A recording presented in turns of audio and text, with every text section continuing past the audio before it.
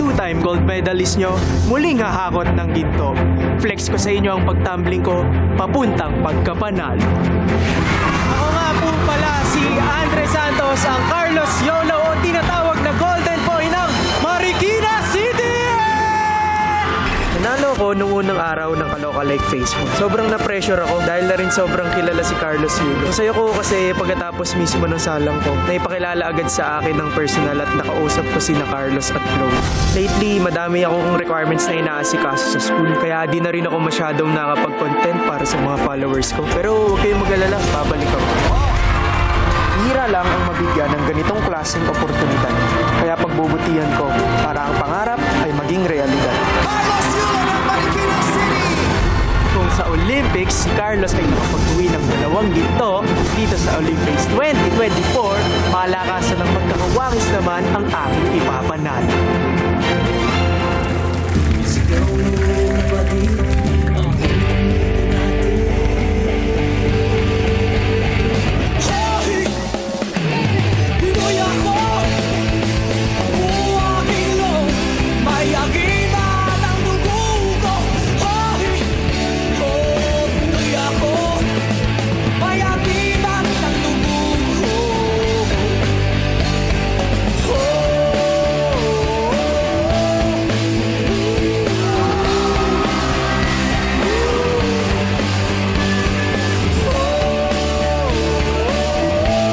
Piling ko paglabas siya si Chloe na siya.